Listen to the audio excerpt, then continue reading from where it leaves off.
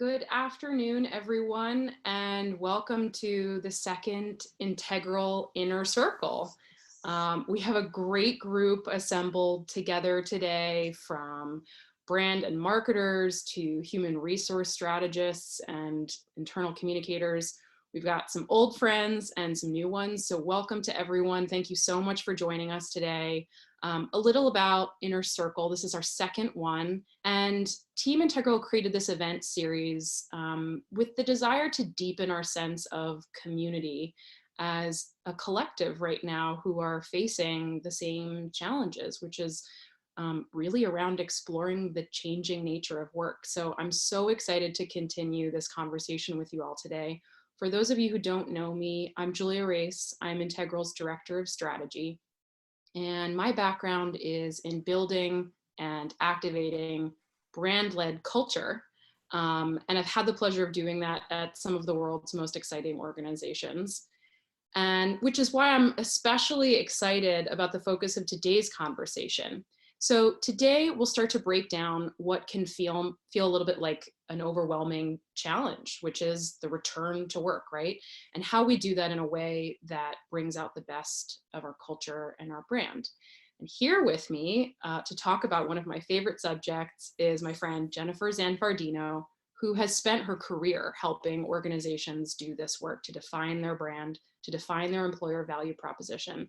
Today, Jennifer is an experienced HR consultant who works with an amazing stable of clients to maximize the way that brand can show up in things like onboarding and performance management and benefits and enrollment and experiences and beyond. So hello, Jennifer, welcome. Hey, Julia, thanks so much for having me. I really appreciate it.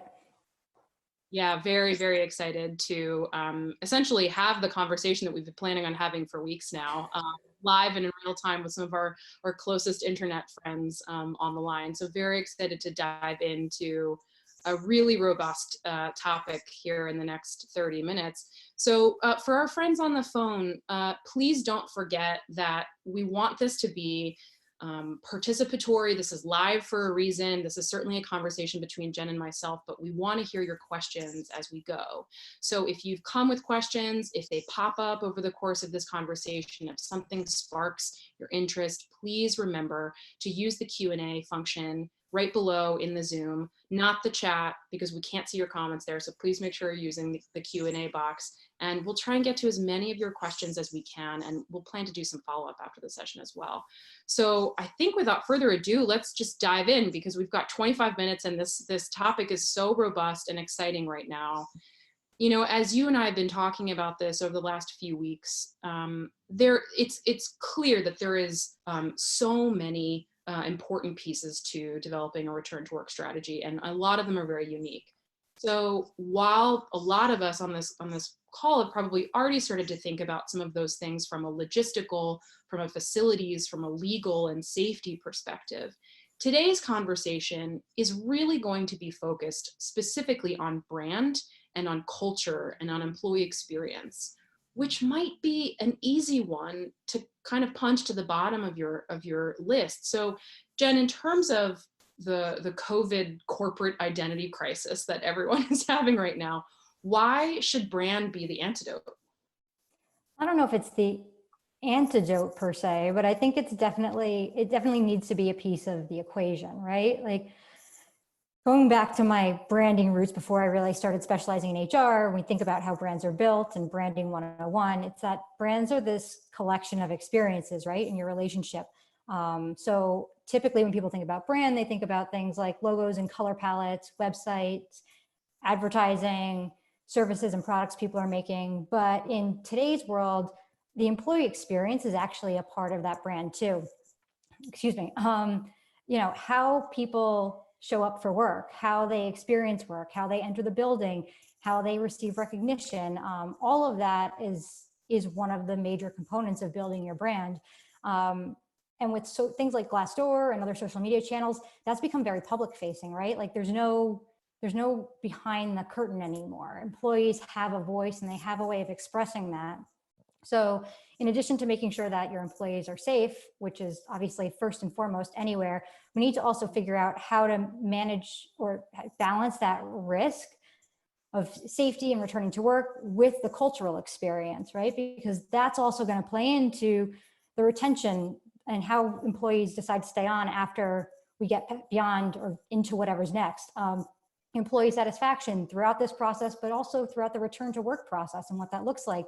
And then down the line, in terms of recruitment, how are we going to recruit new hires? What are people going to be saying about our organization? So while it's not, I mean, it absolutely has to be part of the equation when you're thinking about how you bring people back to work. It's interesting. I know we're planning on diving further into some of those important topics that you just brought up, like retention, like employee satisfaction, like all, sort of the things that we would consider touch points on an employee journey map. We'll dive into more of that later. But, I think it is important. I want to highlight something you just said as we dive into this more deeply is I think all of us on this call can agree that safety should be table stakes, right? I mean, it's not even having a conversation around that needing to, really needing to be something that we have to think, even twice about offering to our employees. And yet that is showing up in such an external way right now. And when we talk about employee experience, a lot of times we do talk about the world's perception of that as well. It seems like right now that this isn't just an internal challenge, right? That organizational cultures are being made transparent in a way like they've never been before, right? So I'm curious if you have thoughts more specifically about what you think COVID-19 will mean for employer brands going forward. Yeah, I think that's a great point. And it's one that I've been thinking about a lot. And I know you and I have had a lot of conversation about leading up to this. But even as recently as this morning, I was on a call with a group where people were talking about their return to work plans. And they're saying the conversations they're having are like, how do we balance working remotely with culture and where are those intersections? So I think it's a topic that's really top of mind for a lot of people because they're saying, how do we create culture when we're not all together? We don't have some of those things that previously existed or that we may have relied on. But for me, when you take away the office or when you take away some of the other stuff, the tangible or tactile things that we've typically grabbed onto in terms of cool office space or communal kitchens and things like that, where we need to really look at like what the EVP has been and the companies that have done the work to define their EVP, well, not only define their EVP, but also align their EVP and the employee experience. I think they're going to be ahead of the game coming out of this, right? So if you've defined your EVP and let's say that caring is one major component of your employer value proposition, you've hopefully used that to show up as being caring or in caring ways for the past 2.5-ish months. How are you going to continue doing that moving forward, right? Like what caring may have looked like when we were all told, or many of us, I should say, were told to work from home is the check-ins, the weekly communications, really providing employees with maybe benefits they perhaps didn't have in the past. What happens when we all start returning to work and how does caring continue to show up? If you haven't done that work, I think there's no, and when I say you haven't done that work, if you haven't defined your employer value proposition, if you haven't aligned your employer value proposition, your brand with the actual employee experience, I don't think there's any hiding from that right now. I think it's really exposing whatever the cracks are to say, well, hey, employer, you said that we're a family, but when we needed you, you weren't there. You didn't show up in that way. So I think that's going to really start to be a factor in how people think about their employer moving forward when they feel like they have a little more job security or they have some more options, and use that as a way to sell the organization and consider their experience. So yeah, I think as they talk about it and move forward, it's what's internal has now become external, and we need to be aware of that.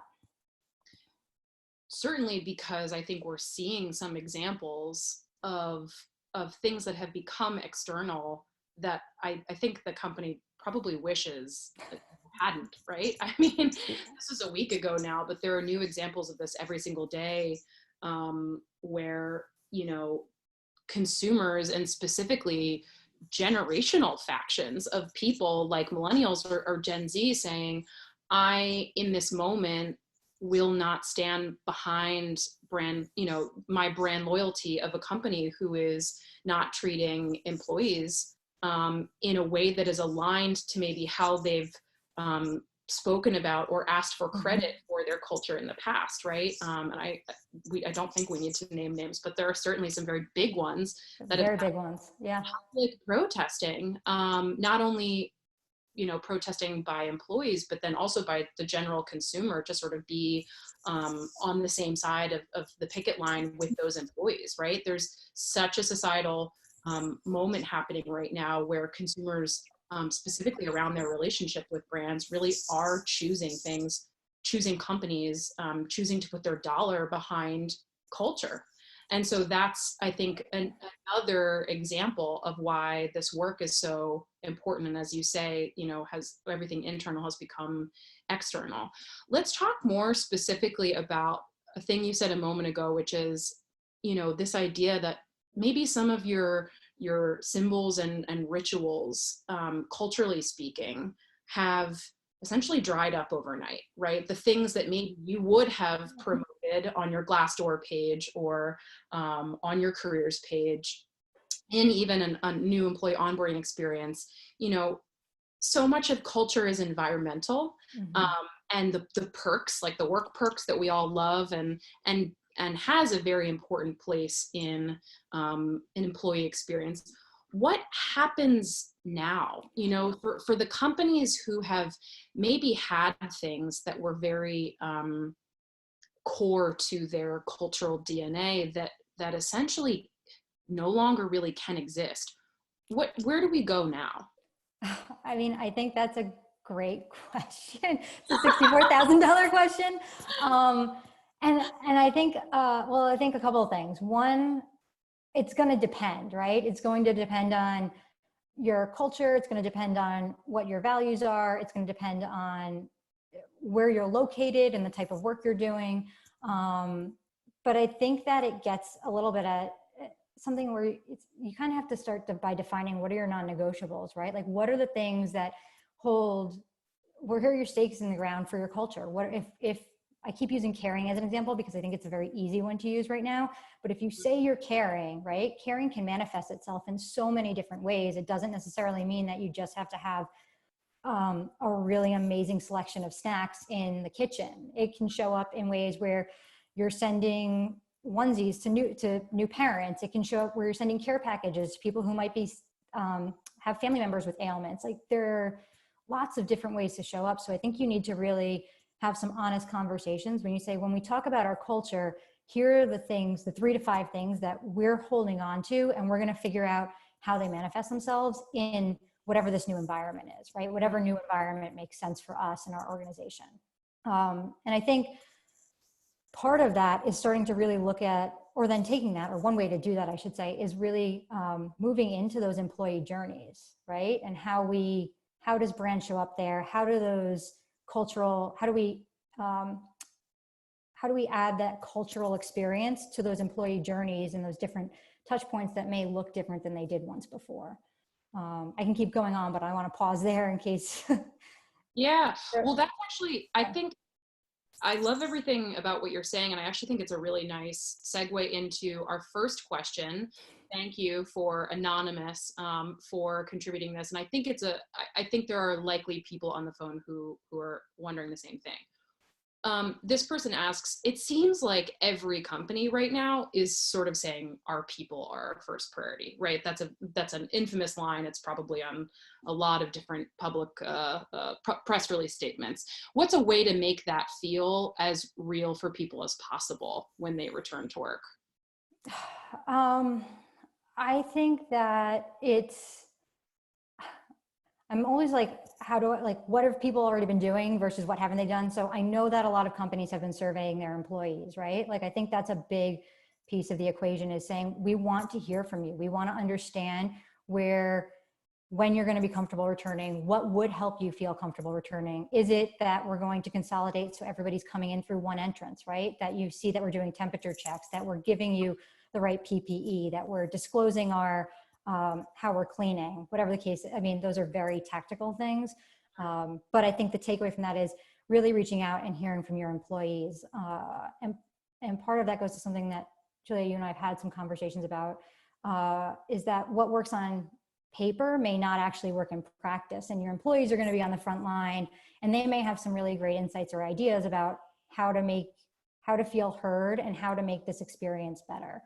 So I think that's first and foremost is talk to your employees, right? How do you communicate with them and make them feel like they're part of this protocol and this experience? Secondly, I think it's looking at ways to say, looking at existing rituals and finding ways to decide what you need to keep, decide what needs to be adapted, and decide what needs to be reinvented. So an example of that is one of my clients has a 2.5-day onboarding experience that they typically do, where they bring all the employees that are part of this onboarding session together. They can't do that right now, right? They haven't been able to do that, but they're saying, we want you to have this really great experience and for you to buy into the culture. And we understand we can't do it the way that we once did. So how can we adapt that experience for today's environment? And what they've done is they have broken up the sessions, so nobody's sitting on a Zoom call for 2.5 hours. But question. yeah, or not 2.5 hours, sorry, 2.5 days. Like they're breaking that up to say, we get that you're in this different environment and we want to respect your time, and that you may also have to be caring for your child in addition to doing your work responsibilities. So maybe you can find 2.5 hours, or sorry, 2 hours to do that a day as opposed to 2.5 days back to back. Sure. They're also sending these welcome kits to employees to say, hey, we want to help you set up your home office, right? With your mug and your banner and your notebook and all this other stuff to get you started to feel like you're part of this culture again, even though you're brand new to it and you're experiencing in a way that we weren't intending. And then additionally, because they were providing meals during that time, they've been sending their onboarding the employees being onboarded these $100 Grubhub gift certificates that people can use throughout the week. So whether that's ordering in lunch or even ordering a dinner for their family, they have a way to kind of get some of that experience. So I think that's actually a moment where you're putting your money where your mouth is a little bit and showing employees that you're thinking about how they're experiencing this and how you can help them understand the culture, understand the brand, feel like they belong, even though they can't all be together in the way that they may have been told when they, decided to join. Right. And what's so great about that is that it sounds like too, for that client, like they did a little reinventing of something that maybe already existed, like a new employee lunch, through a COVID-19 lens. And also they're creating net new things as well. Right. And I think that concept of sort of the what do we keep and re-explore versus what needs to be totally, thrown out the window and rewritten, I think is a thing that a lot of people are juggling right now. Speaking of that, Carolyn asks a great question. How do core values fit into the new normal to keep employees engaged? Do they need to be reviewed, dusted off, reinvented? That's a great question. And I think that my personal opinion is that if you've really taken the time to come up with your core values in a way, if you've gone through the right exercises to define your core values, no, they shouldn't need to be reinvented, right? Or not all of them should need to be reinvented. There should be things that you can really heavily lean into and maybe dust it off in a way that you haven't had to in the past because there were things that were just happening organically. But I absolutely think it's worth revisiting and saying, hey, if we say that one of our core values is operating with integrity, just again, to use an easy one, what does that actually mean? What does that mean from a transparency perspective? What does that mean from if you have to make some really tough decisions in terms of letting people go or furloughing people, how do you do that in a way that feels really human and connected and comes from this place of operating with integrity versus just being kind of cowardly about it, or taking the path of least resistance. So I don't necessarily think that it's about reinventing. I think if you've set up your core values correctly, you can lean into them and revisit and say, what does that actually mean in this new world and how does that show up? Yeah, I really like what you're saying about, if you've done this the appropriate way, right? Like if you've engaged the right people around the table to make sure that these really do feel like enduring cultural pillars rather than just Hmm. on a conference room poster, right? Well, This is really when those can start to do actual work for you, right? I can't absolutely. integral client that hasn't said, in the last year to me, how do I make my values work harder for me? Boy, what a moment, right? For them to be showing up. We've got questions pouring in. This is awesome. You guys keep them coming. Jonathan asks, do you see any cultural risks for companies whose communications to employees returning to the office and communications to employees who never left is unbalanced, right? So I think he's asking, you know, how do we strike this balance for organizations and workforces where you do have segments who have been on the job, right? They never had the at-home experience, right? I It's a think, sorry, Julia, I didn't mean to cut you off. I just got to, because I'm like, it is such a great question. And I think it's, um, one of my clients does have a major manufacturing component, right? Their employees they didn't have the option of working from home. They had to keep showing up. So how they've been communicating with them has been different than the employees, where they were like, no, go home. We'll tell you when we want you to come back, and we'll tell you how we want you to come back. So I think I think first and foremost, there's a massive recognition piece that needs to happen with the people who were required to stay on site or show up in a certain way. And I think it's recognition. I think it's gratitude and saying, we get that you haven't, you may not have had these options. We appreciate you showing up. And what you're communicating with them. I mean, you were going to obviously be grateful to all your employees who have continued to produce and show up and keep working under these really strange times. But I think it's the acknowledgement that, like, hey, you adapted to shifts and you adapted to kind of intimidating at times work environments, and we really appreciate that. And I think in some cases too, that part of their experience, because a lot of those people, at least from my client perspective, is that they're hourly workers, and there are things that they may not have had access to that they now will, that, where people put programs in place, childcare programs, financial support programs that they didn't always have access to. So now it's been like, hey, we had these programs, you have these programs, how are you going to continue that moving forward and continue those communications so they're educated about them? The employees returning to work who may have been home, I think that, like I said, there's still gratitude. I think there's still recognition. I think it's a different, I think we're going to need to probably do a little bit more in terms of communicating about what safety precautions are, or what those measures are, what those protocols are, because they just haven't had practice with it, right? If you've been working this whole time, you're doing your temperature check, you're getting your bracelet, you're getting cleared to be on site. And if you need to stay home, you're supposed to be staying home. If you haven't, now you've got to learn a whole new set of behaviors in some cases. So I think that you can segment those communications a little bit. Sorry, that was a really long-winded answer because I think there was so much good stuff in there, though. And I think the thing that I'm taking away is this idea of, segmentation is your best friend right now, right? absolutely. Because Yes. yeah, in brand and communications, and certainly in HR and people experience, not all audiences are created equal. So to treat them as such is craziness, right? And I think there's so much that needs to be done for our folks in the service, world, who have been boots on the ground, who have been on the front line of this, to acknowledge, as you say, the transformational coping, of what this has been like for them, and to go a step further and reward and recognize them for it.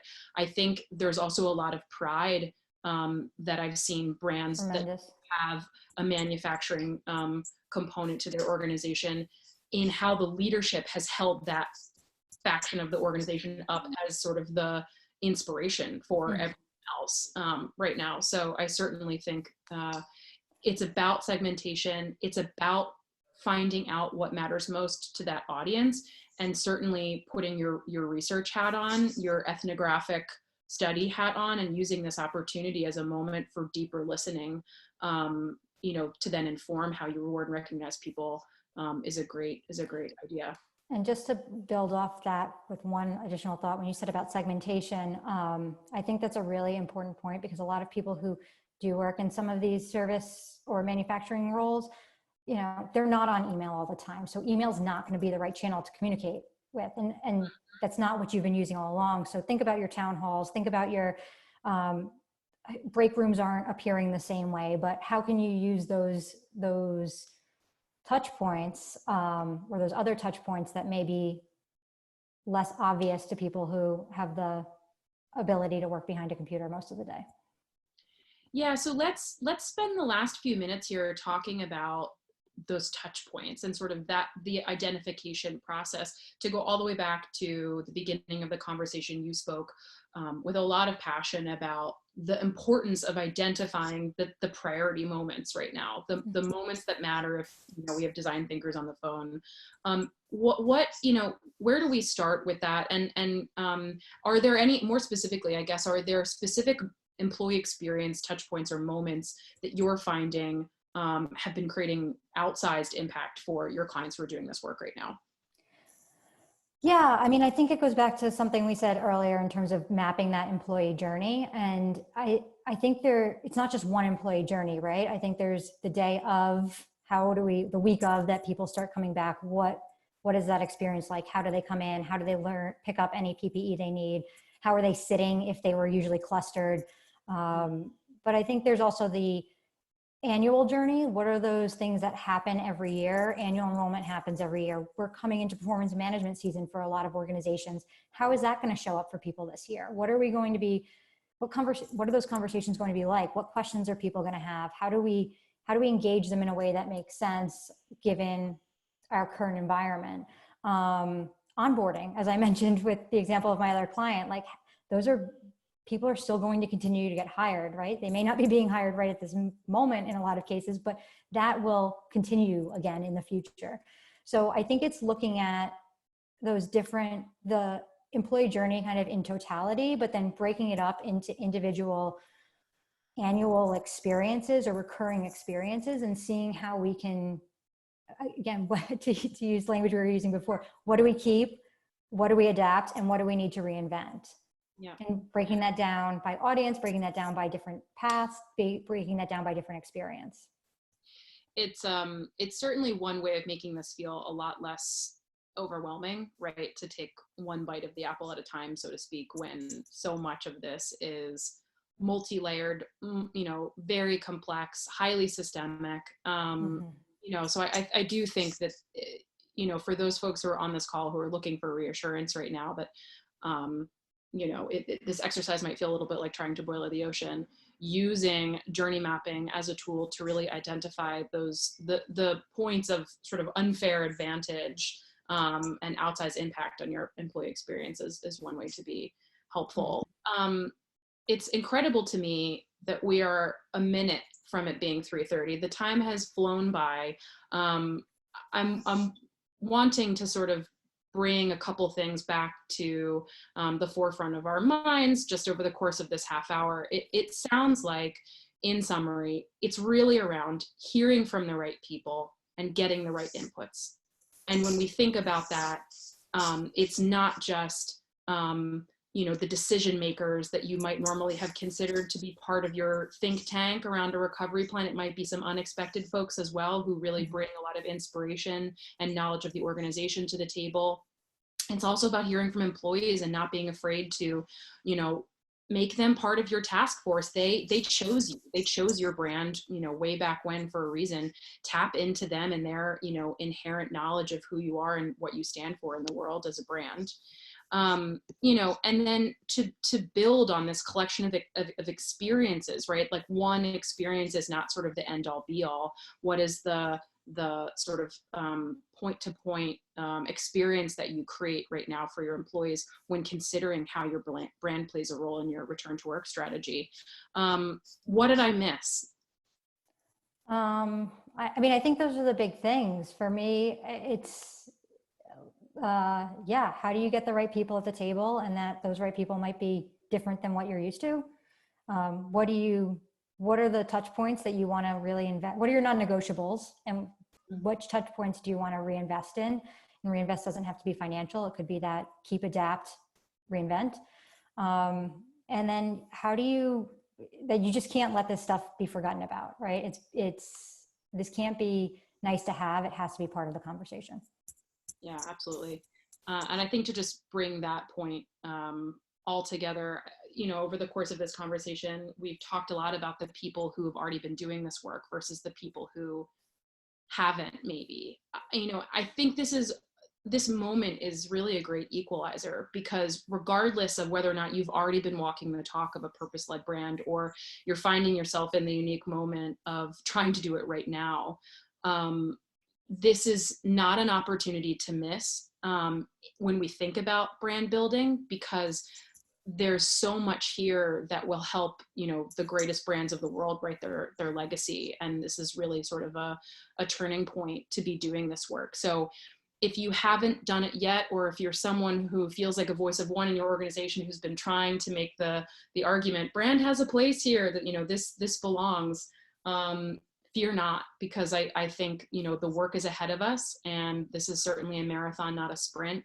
And great brands are not fixed, and this will continue to be an ongoing evolution of how we signal to our employees that our brands, are our cultures. So with that, Jennifer, thank you so much for being here today and answering all of our questions, all of my questions. I've so enjoyed it. Yeah, thank you so much for having me. I really enjoyed sharing some thoughts on it, and wish everybody the best moving forward, because there's a lot here. So good luck. Thank you, everyone, and take care. Thank you.